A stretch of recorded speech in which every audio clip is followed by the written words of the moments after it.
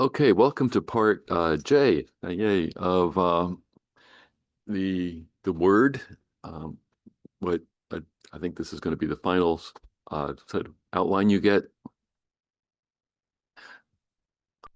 Do this so I get the end of this. Right, boom, squish it down. Okay, but we might not get through it all today. We're going to look at a little bit of Baha'i faith because it's so widespread, and a little bit of Shintoism.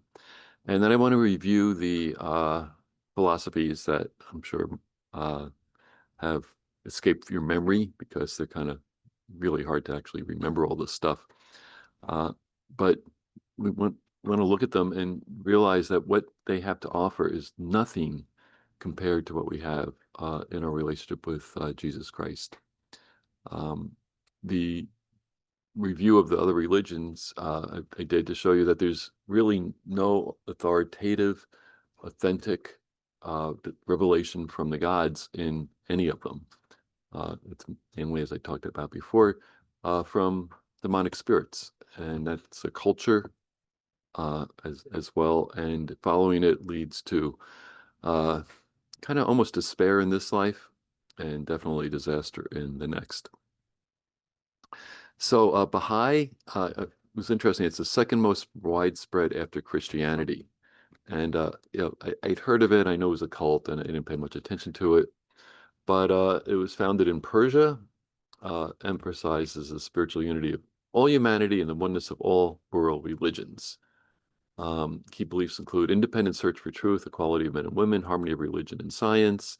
They believe in progressive revelation, which is a little unique, where God sends divine messengers like Abraham, Moses, Jesus, and Muhammad throughout history to guide humanity. So it is not an eternal word like Islam, uh, but it is kind of progressive like Christianity, where God is actually responding to humans as they respond to Him. One of the most abused things in creation is our free will.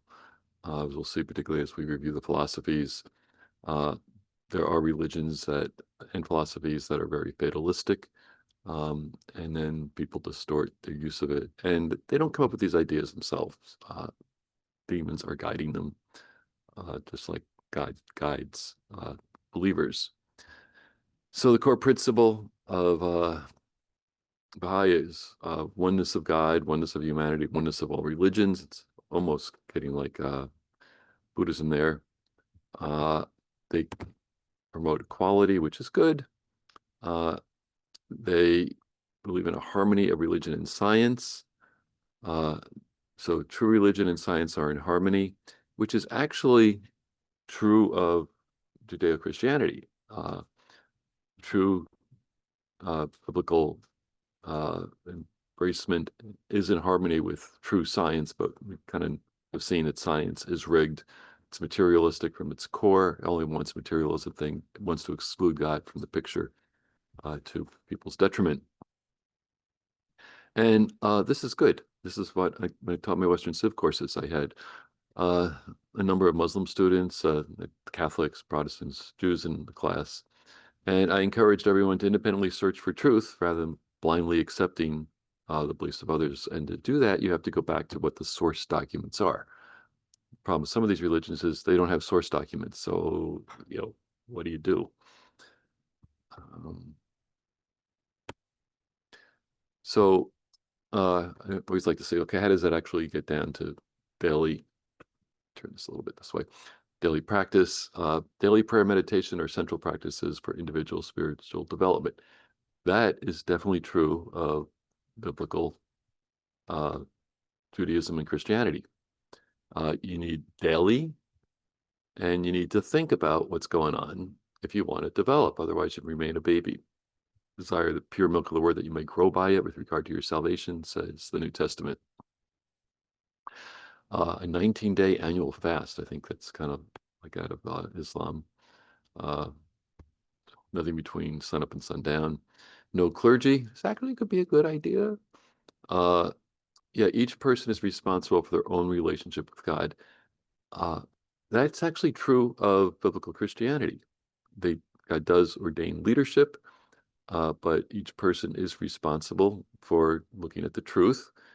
The nation is a royal priesthood, and if priests or clergy are saying things that don't quite ring true, go back to the original and find out what it says. Community building, another good thing. Devotional gatherings, children's classes, study circles that are open to everyone. It's like most secret churches. And work performed in a spirit of service is considered an act of worship. So it actually has some great spots, things that mirror Christianity, and some spots they might even be better than where some spots where Christianity is allegedly practiced.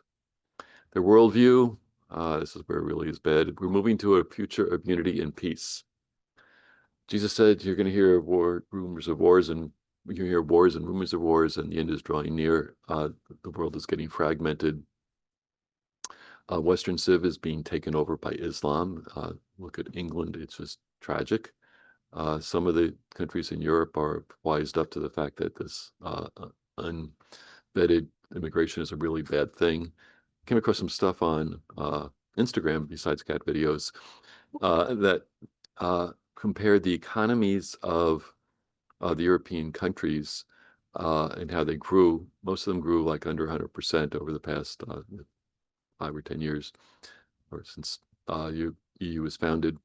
Poland grew like 444%. Why did they do so much better? Because they do not allow immigrants, but particularly of Muslim immigrants. And people attribute their growth and prosperity to that. Their crime rate is way lower than the other countries. But a problem is that there's no end time view in High. The current era is a transition to a more mature and unified age for humanity. If I met a Baha'i person, I would say, well, how are we getting there? I mean, don't you see that the world is getting worse and worse? It's kind of like Reformed theology. We're going to make the world a better and better place, so it's then safe for Christ to come back. Of course, that's a little overstatement of their position, but they think we're going to make the world a better and better place. So bring in the kingdom. No, we have no kingdom without our king coming back. They have 7 million members in over 230 countries and territories, making it one of the most geographically widespread religions in the world. But it basically is like the other religions, false. So I did Shinto. I was almost going to leave this off, but having been to Japan last year, I thought you go into the cities and you see temples everywhere, and all temples are places where demons dwell. That's that simple. That's why they get built there. That's what you're doing there. And those of you who have read Streams in the Desert know that it's done by Cowan, the wife of a missionary that ministered in Japan and actually got Bible studies started in every significant sized town. He established a mission and kind of ruined his health in doing it. And now the demons have come back and taken over the spots where once there was light, now there is darkness. It's just really sad to see that people do not hold on, make the faith their own, biblical faith, and pass it on to others. And as a result, Satan comes and erodes it. So their worldview, they view life as a creative process for purifying the divine spirit. That's actually good. Through self-development, that's also good. Harmony with nature, yeah, all right. As opposed to using nature. And rituals. Religion in Rome was all about ritual. That's why even though Christianity was in Rome, it devolved into Catholicism, the Roman variety and the Orthodox variety and others, which are all about ritual, trying to mirror some of the Jewish stuff. But the ritual, it does not equate into reality. People think, oh, I went to Mass, I did my thing. But then why do people not live like Christ lived? This thing, the ritual works. Shinto sees existence as a realm to extend human life and view death as pollution. Death is inevitable. You're not going to transcend it unless you are born again and live forever. The name Shinto literally translates to the way of the gods. It's an indigenous faith of Japan, so it kind of came out of the Japanese culture, focuses on the worship of spirits rather than the creator god that are found in nature, objects, and people. So worshiping a rock, I'm going to take a look at an interchange of a red panda with a rock a little later on, which is emblematic. Emblematic. Thank you. Yeah, as well as very funny. Faith emphasizes purity, harmony, and respect for ancestors. Way of life rather than a formal religion. Is no founder nor sacred text, and is deeply interwoven in Japanese culture, frequently practiced alongside Buddhism without contradiction. The Japanese culture is probably one of the more perverse, although Japanese people are very nice. They are just, when it comes to sexuality, it's, it actually starts with, they believe their nation and their islands started as a result of semen from the gods having sex. It's, that's the basis of it. So it's hard to find. I mean, I'd love to find a Japanese intellectual that, who actually believes in this stuff. And also, you'll see the YouTubes of the hierarchical Jap culture where people are just always the salarymen or people dressed in suits passed out on the subway floors because they so life is so bleak for them. It doesn't really work.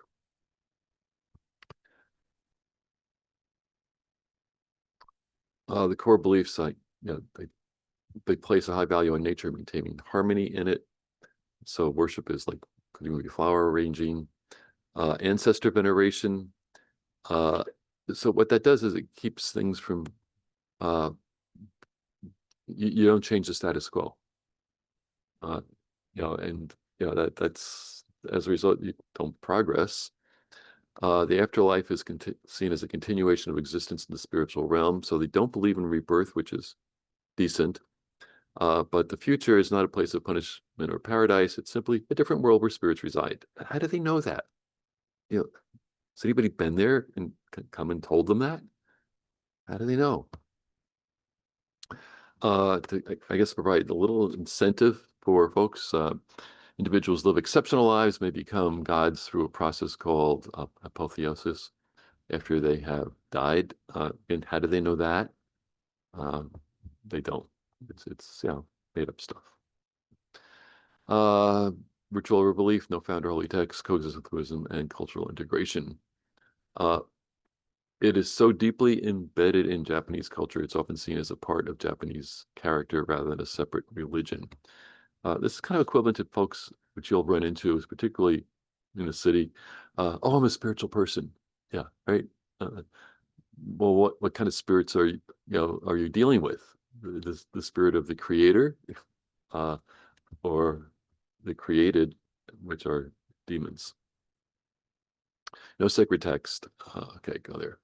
Okay, so I want to review the philosophies for you, and I want to help you understand a little bit about existentialism because it's Brock starts with it, and it deals with existence, right? So when people say, we have an existential crisis, threatening our very existence. The Constitution is fixing an existential crisis, which is a lie that some people say. But philosophies approach the purpose of life through reason, which is basically how I found it, and reason led me to the creator. Human experience, seeing cause and effect, that's good. Existential questions, but they often, almost always, actually, Christianity is a philosophy. It's called Christian theism. I believe in a God that communicates.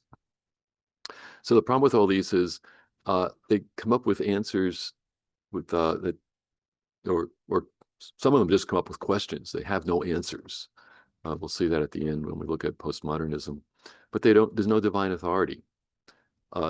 The claim is life has no predefined meaning. There's no purpose to it. There's no wisdom of God reflected in creation. They totally miss the fact that everything in life has purpose, order, and meaning. And for me, as I sat on top of this waterfall up in Cornell Gorge, uh, I knew what was inside me from my neurobio courses. I knew what was outside me based on my physics courses. And I realized everything has purpose, order, meaning. And then I looked at myself and said, but I don't have that. And eventually I started searching for the meaning that God had created me to fulfill. So in existentialism, you create your own meaning through free choices, personal responsibility, and authentic actions in an absurd world. I had to ask Rock, what in the world does that mean? So we're going to look at that. I think it's like Kierkegaard, who had the leap of faith thing, was bogus. It's like a step in the light, not a leap of faith. We looked at him in a previous sermon. Sartre emphasizes radical freedom, and it's basically being as what's the word for it? Rebellious as you can be. You know, just radical, avoiding all norms. In Nietzsche, we're going to expect more in pursuing inspiring goals to affirm life. Like, how does that work? We'll look at that below. Authentic actions in an absurd world draws heavily from existential philosophy, says Grok. Camus and Sartre. It refers to human response to a universe that lacks inherent meaning, which is a lie. There's meaning, there's purpose, and there's rationality in our universe. But they're saying, oh, no, the universe doesn't have any of those things. So how do we respond to actually this illusion that they have created about our universe?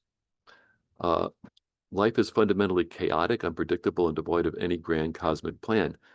How do you know that? Well, because I don't see it. Why don't you see it? Because I'm only looking at myself. Yet rather than succumbing to despair, nihilism, or denial, most people live in the Egyptian river called denial. Authentic actions involve consciously choosing to live meaningfully on your own terms. Well, how do you know that something is meaningful? I mean, where do you get these values? Embracing freedom, personal responsibility, and genuine self-expression despite the absurdity. So be absurd despite the fact that it's absurd. It doesn't make sense to me. So I asked Grok for a little more insight, and he obliged. I guess Grok is a he. Is he like Alexa is she, because she speaks in a feminine voice. Grok, I think Grok has a voice. Okay. Absurd world. This isn't about being silly or ridiculous in a comedic sense. It's the tension between, get this, a deep-seated need for order, justice, and significance. Does anyone ever ask why we have this need? Does the animal world have this need? Do plants have this world? We're going to see a panda, a giant, this really cute red panda. They don't have this need for order, justice, and significance. Do you see a lion going around looking for significance? I'm the king of the jungle. No, he's looking for a meal. Why do bad things happen to good people? Okay, we ask that because God gave us this conscience.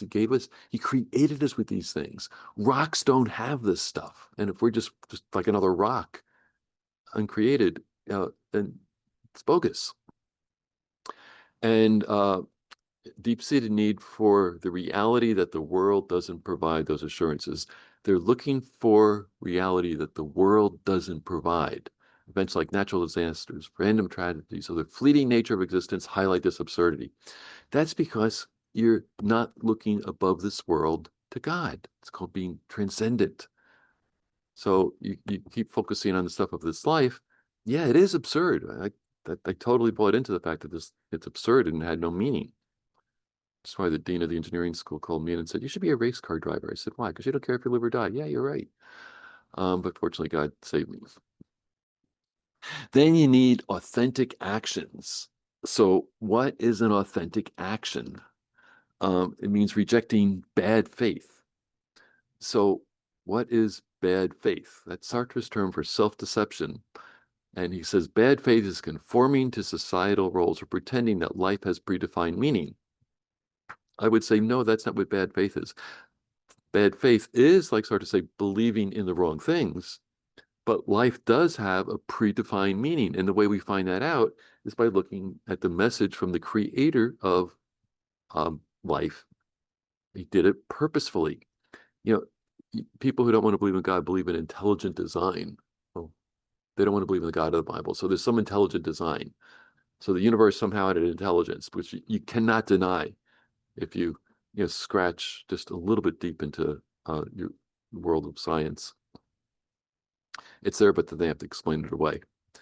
Okay, instead of pretending, okay, self-deception, yeah. Hey, Christians, I think, fit this just as well, particularly those labeled hypocrites and people who don't follow Christ. Instead, you act with an awareness of this absurdity. I'm aware that this is absurd, but I'm going to create my own values and purpose through the choices I make. So we have free will.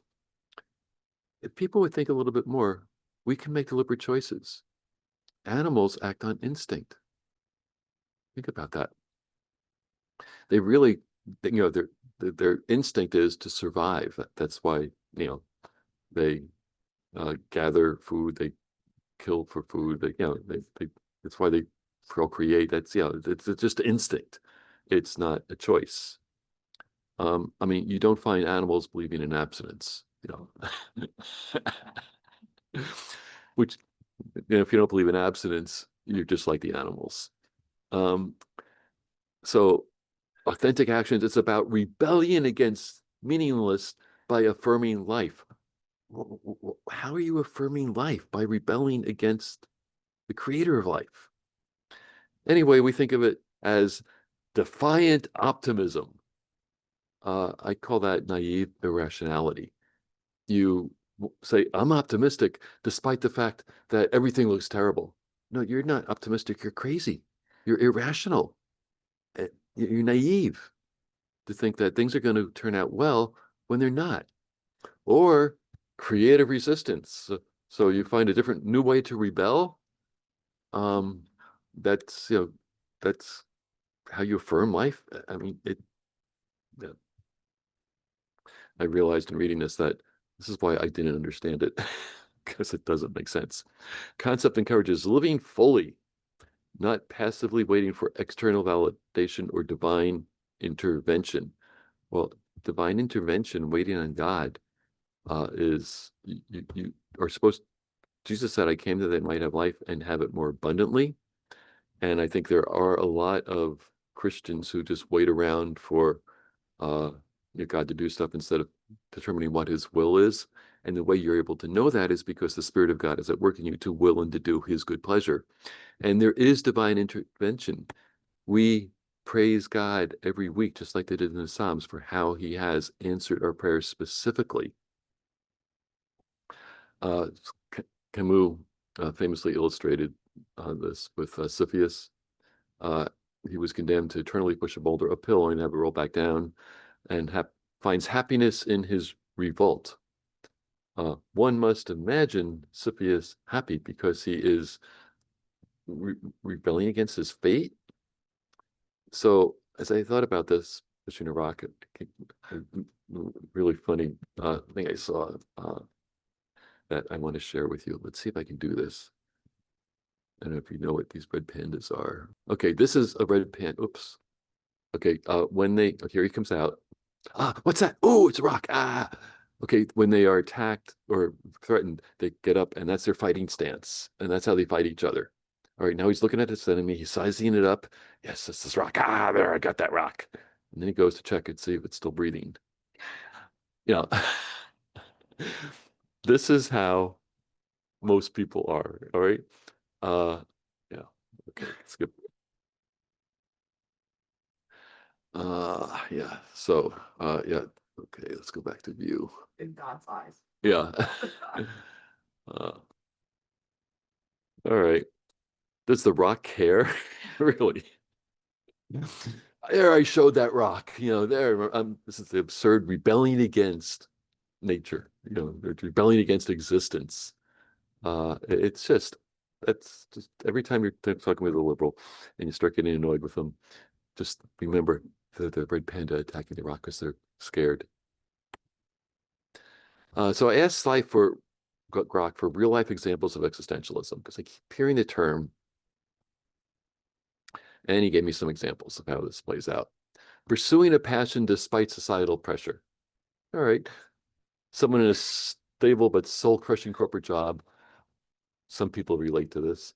Wants to quit to become an artist or start a nonprofit. Even though friends and family call it impractical in a world obsessed with financial security. The absurdity, life short, unpredictable, and make hoarding wealth meaningless and erode your spirit. Their authentic action is choosing fulfillment over conformity, creating personal meaning through creativity, like Vincent van Gogh. I've studied his life, read a historical biography about him. I just really pity the guy. He painted obsessively despite poverty and rejection, embodying rebellion against an indifferent art world. And he did show the art world, rejected his work later. But that's like it doesn't. He turned down opportunities to live a normal life and just created some good art. But I don't want to embrace him as my model for life. Oh, here's another one. Totally activism in the face of overwhelming odds, like Greta Thunberg. All right, this is just ridiculous. Her authentic actions, speaking truth to power, mobilizing youth, aren't about guaranteed victory, but about living truthfully and inspiring others to do the same, turning despair into purposeful defiance. So you basically realize it's not going to work and you want to inspire others to do the same thing. I mean, that's again absurd. Personal relationships amid uncertainty. Okay, this is interesting. In a world where relationships can end abruptly due to death, betrayal, or drift, uh, the absurdity of impermanence. So things don't last. So since relationships don't last, an authentic reaction might be fully committing to love without the illusions of forever. So that's like you could say that's almost marriage. For instance, a couple facing a terminal illness chooses to travel and create memories instead of withdrawing in fear. This echoes Camus' idea of embracing the present, authentically affirming connection despite the void. Okay, that's actually not bad, except you know, it leaves out the fact that God has a will, God provides power, God can change situations. And then we've got everyday defiance in routine life, like the single parent working multiple jobs in an economy that feels stacked against them, an absurd inequality. Well, it's not really absurd. Might authentically act by prioritizing small joys. So the priority of life is to get just a little thing that I like. Reading bedtime stories, pursuing a hobby. So you are rebelling against bitterness. It's not about ignoring hardship, but reclaiming agency. Reclaiming agency means you're reclaiming the fact that you can choose to do something rather than figure out how to do something more meaningful. I do like Viktor Frankl. I read his book when just after I graduated from college. Holocaust survivor. He found meaning in suffering by choosing his attitude in the book Man's Search for Meaning. This kind I found actually a little bit inspiring. In any situation, I can choose my response rather than fatalness. But it was something along this lines where I came up with my favorite quote. Suffering is a vaccine against short-sightedness of the soul. So you also can find meaning in recognizing that this world is not all there is and causing us and me to focus on the future world, which is what God tells us in the scriptures that we're supposed to do. In essence, authentic actions aren't about grand gestures. They're about owning your existence. Yeah, God does own us, but we have responsibility in a nonsensical reality. Reality is not actually nonsensical. If you look carefully at it, you do reap what you sow. And God allows difficulties, and He tells us that He is allowing difficulties to try us and to test us. Just why He basically put the tree you shouldn't touch in the garden. He wants you to be able to demonstrate loyalty that he can reward. If you don't choose to demonstrate loyalty to him, there are negative consequences. If you choose to demonstrate loyalty to him, there are positive consequences. The world won't hand you meaning. You forge it yourself through work, relationships, and simple daily choices. Just act. Well, no, you need to act purposefully out of knowledge. So you forge it yourself through work, relationships, or simply daily choices. This mindset can be liberating, shifting the focus from why to what now. This is stupid. This is evil. You just do actions. What can I do? What can I do? What can I do? I have always asked, why? Why should I live life? You've got to come to grips with that. Otherwise, you'll just waste the life that that God gave you. Why did he give me life? What does he want me to do with it? And it's got to fulfill his purpose. That's why I did toil.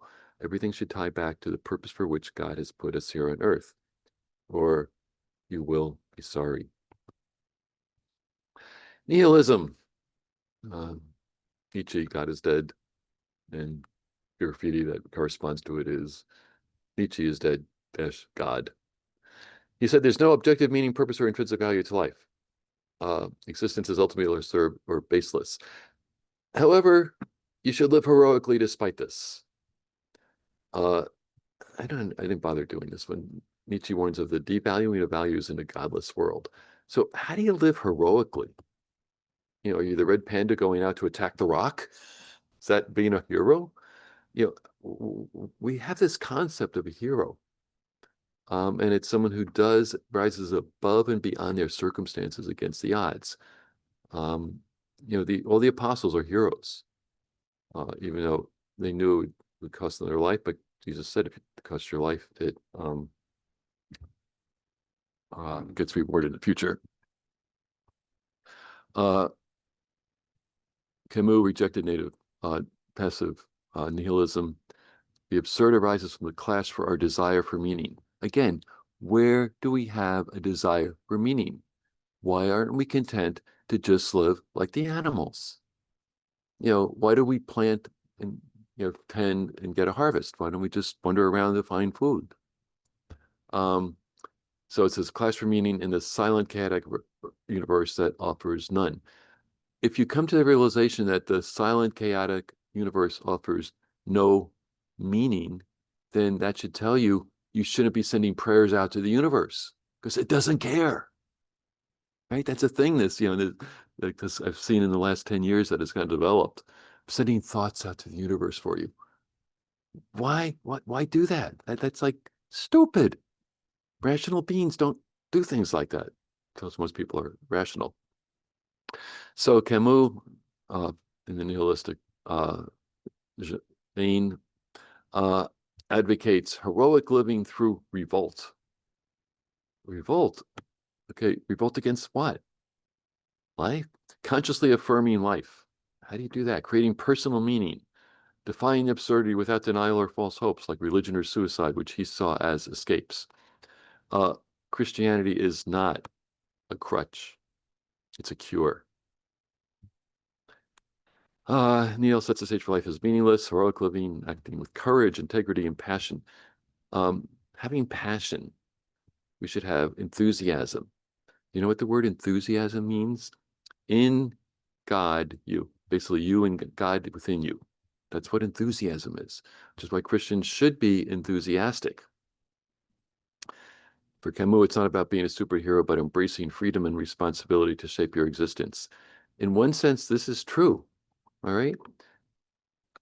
This should be part of your values, that use your freedom and your responsibility by fulfilling the reasons for what God created you to shape your existence both here and in the future. Because God's at work in you to will and to do your good pleasure. Philippians 2:13. It's such a key verse. You need to have a relationship with Jesus so he can send his spirit within you so that you have the desire and power to do his good pleasure, which shapes my destiny both here, abundant life now, and eternal life in the future. You create your own values. No, I value what God says to value.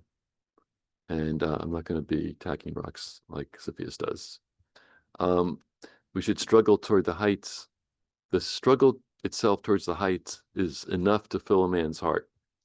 I would say it's not enough. Uh, why is it that people who reach the pinnacle, financial or celebrity or fame or achievement, are not satisfied, and then they go do stupid things and or kill themselves? So just a summary of heroic living. You have to recognize, you have to choose action, you have to live true, and you find value in what you do despite its impermanence. We have value in what we do because the value that accrues from it is permanent. The works that we do go on ahead. So you have to recognize, choose. So this stuff is actually could be a blueprint for us. Examples in everyday life: caring for a loved one with a chronic illness, pursuing art or hobbies amid career burnout. This is interesting. In a nihilistic view, jobs often feel pointless. Amen. Uh, it can be done by a robot. Yeah, that's coming, folks. In a consumer-driven society that exploits workers. Society exploits workers. Well, unless you're an entrepreneur who created your own work environment,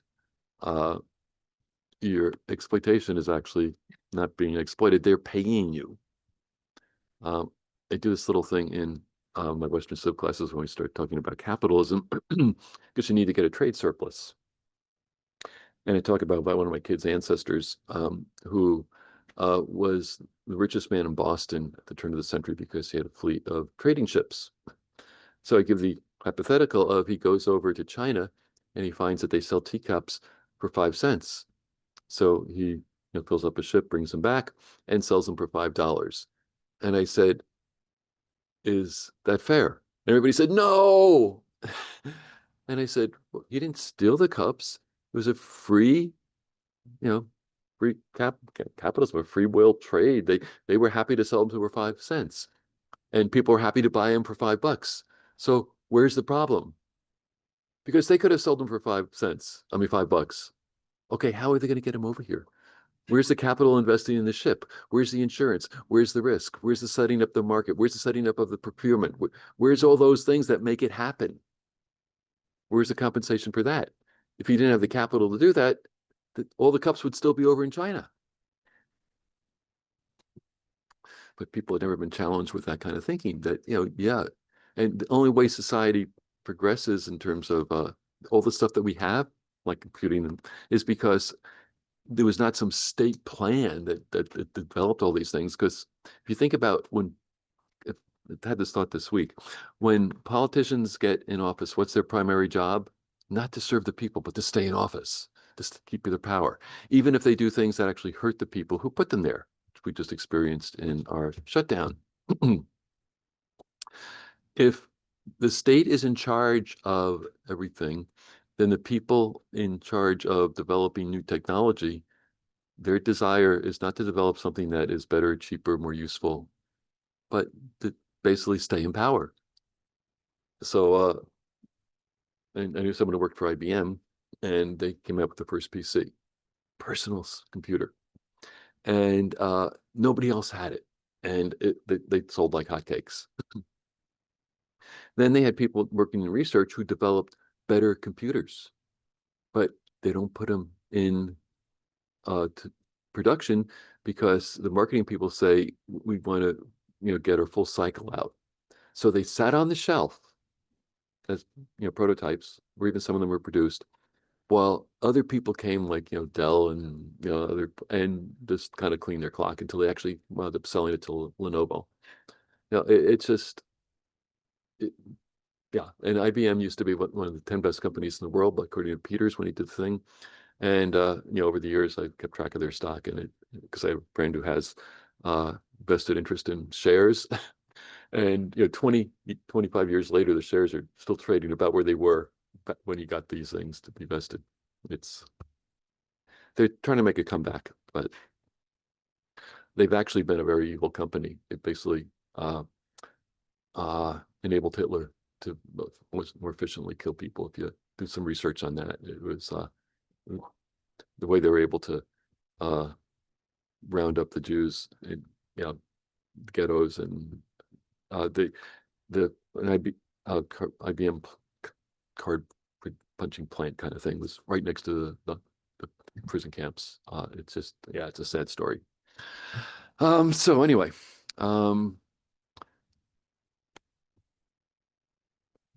so feel pointless in a consumer-driven society exploits workers. Heroic response to this: someone in a dead-end office role who carves out time for painting, writing, music, not for fame or money, but for self-expression. Who is their God? Themselves. Most important thing in life is expressing myself. Art used to be done to mirror God's creation. Then art was done to support the foreign artist for a patron. You drew what the people wanted. But now in this the century that I live in, art is done for my own sake. MoMA, the Metropolitan Museum of Modern Art, is one of the museums I hate most. I really only go there under duress. To realize they paid $75,000 for someone to hang an umbrella from the ceiling. It's ridiculous. They revolt by prioritizing creativity over productivity. So basically, this is self-aggrandizement. Oh yes, I'm so creative. I did something different. It's really sad. So to give an example, sharing work online to connect with others. Yeah, you find others who are, value. This is like the hippie communes in the 60s. Teacher overwhelmed by bureaucracy starts a free after-school poetry club, fostering meaning for themselves and students despite systematic absurdity. They pick poetry club. Poetry clubs are not about what the author meant and how the author felt. It's about how it makes you feel. It's deconstructed stuff. It's just, the absurdity of even these examples. Volunteering in a flawed system. During economic downturns, community organizers who distribute resources without expecting systematic change, finding heroism in small acts of defiance against indifference. I remember when I came to New York, I had a friend who was in the libertarian movement, and he cited an article where there was a priest that went every day to a group of people living in a tunnel under a tunnel, and brought them sandwiches. And a reporter found out about this and went and interviewed the people.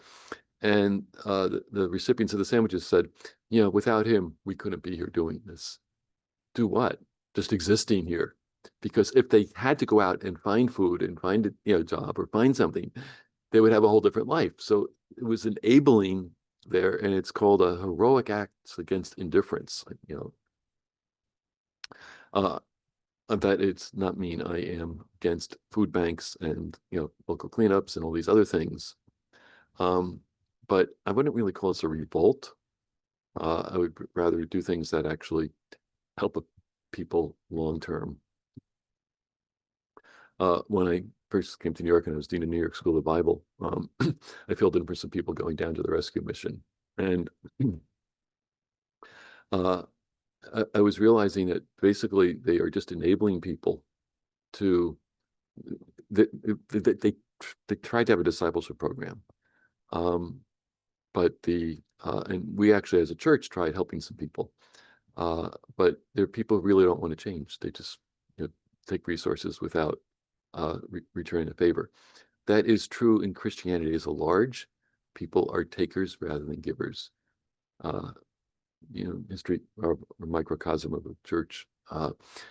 People have come in and become better, but they don't want to turn the corner and disciple anybody else. They just want to take the benefits, and God's going to hold them accountable for their exposure to the truth and their rejection of it. I think this is the last one: managing friendships in an isolated society. This is actually good. Modern life amplifies nihilism with social media, superficiality, and fleeting connections. Heroically, someone combats this by intentionally nurturing deep relationships, hosting in regular dinners or checking in on friends during tough times without guarantees of reciprocity. Yeah, this is an element of a relationship, reciprocity. But if you just give and give and give, the person who is the recipient of it is going to have given an account for what they've received without reciprocity. People come into churches and they are ministered to, but they don't minister to others. That is going to be against them in the future. So, pastors have a responsibility to say, as you've been given, you have to give. Otherwise, you are stealing from God, ultimately. Revolt against isolation, affirming bonds in an absurd, disconnected world. This example, I don't think it's an introvert who, after losing a job, reaches out to old friends for mutual support, turning vulnerability into strength.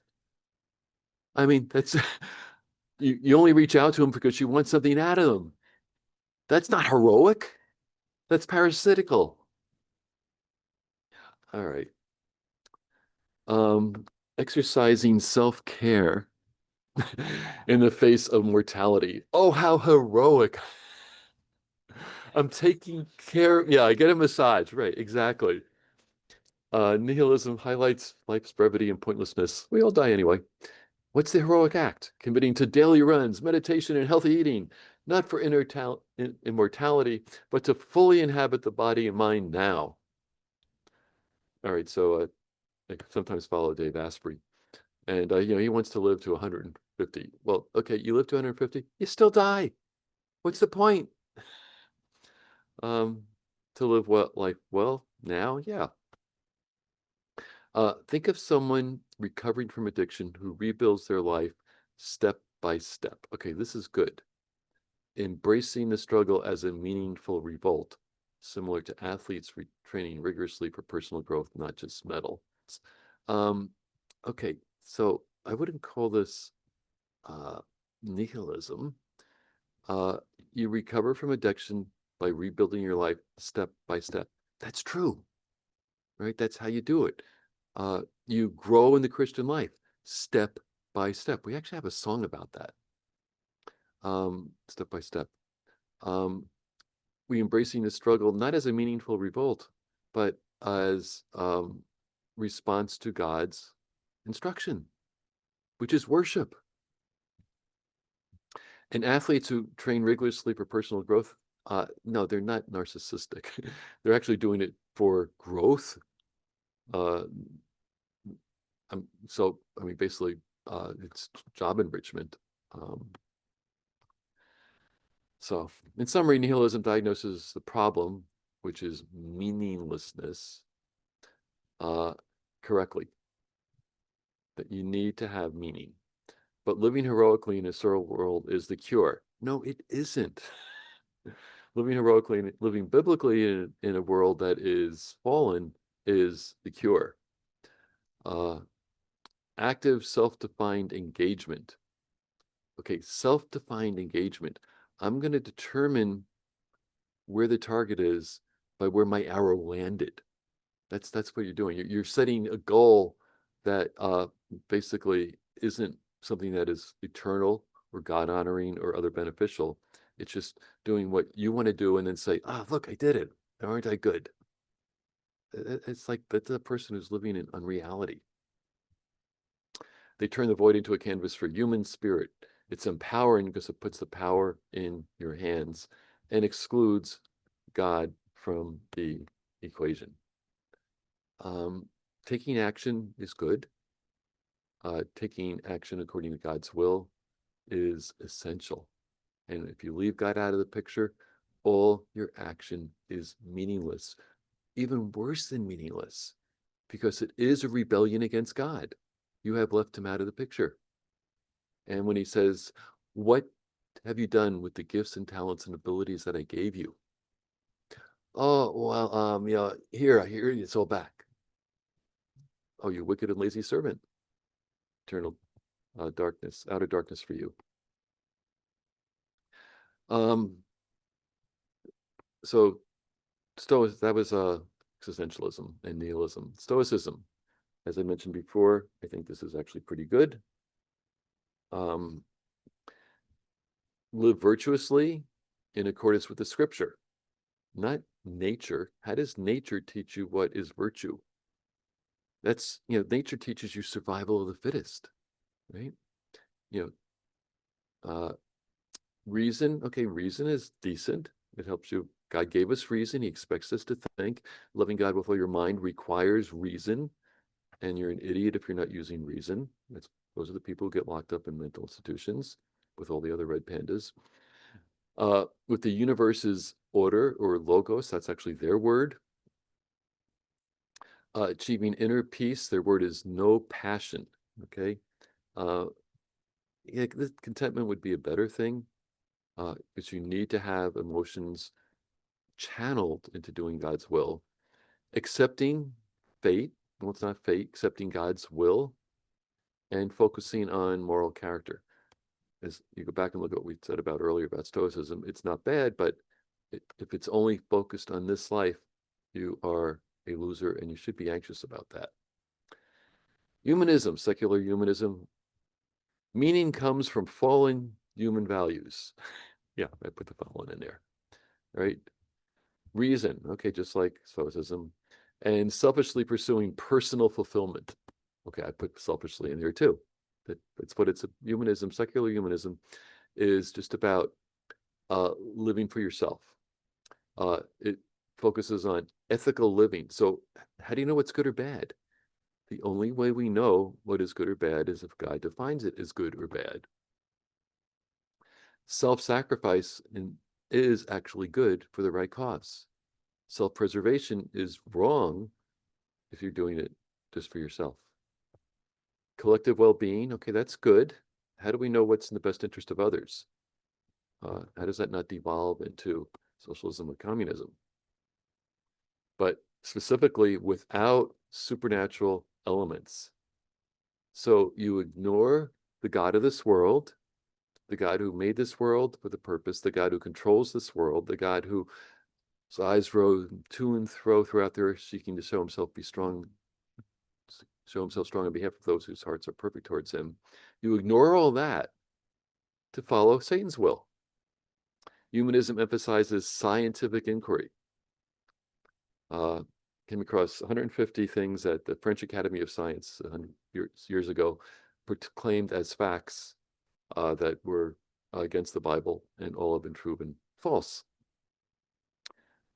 Science, as it's incorrectly practiced, is materialism. The scientific revolution actually was born out of the cathedral schools set up by Charlemagne, 1800s or so, which taught people to think about concepts outside what they could see with their senses, so they could come up with ideas and then fit what the senses saying into those concepts and see if they work. My favorite one is going to come up in a minute. So it emphasizes creativity and improving human welfare.